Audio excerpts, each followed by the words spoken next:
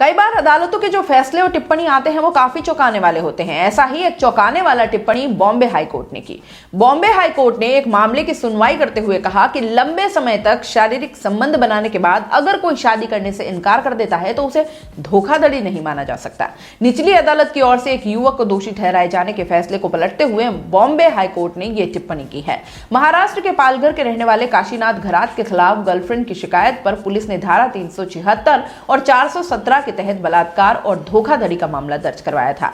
Girlfriend का आरोप था कि काशीनाथ ने शादी का वादा करके उसे फिजिकल रिलेशन बनाए और फिर वादे से मुकर गया। इस मामले में 19 फरवरी 1999 को अतिरिक्त सेशन जज ने काशीनाथ को रेप के आरोप से बरी कर दिया, लेकिन धोखाधड़ी का दोषी करार दिया। अदालत ने काशीनाथ को 3 साल तक शादी का वादा कर संबंध बनाने और फिर मुकर जाने के आरोप में 1 साल की कड़ी कैद की सजा सुनाई थी। घरात ने इस आदेश को बॉम्बे हाई कोर्ट में चुनौती दी, जहां जस्टिस अनुज्ञा प्रभुदेसाई के सिंगल बेंच ने उसे धोखाधड़ी के आरोप से भी मुक्त कर दिया।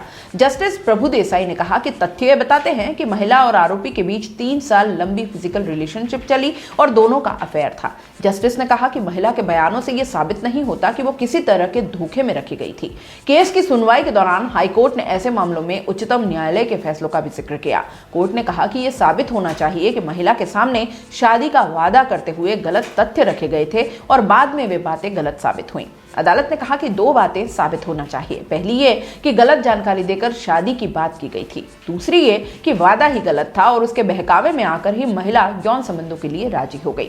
हाईकोर्ट ने कहा कि इस मामले में इस बात का कोई सबूत नहीं मिलता है कि आरोपी महिला के साथ शादी नहीं करना चाहता था।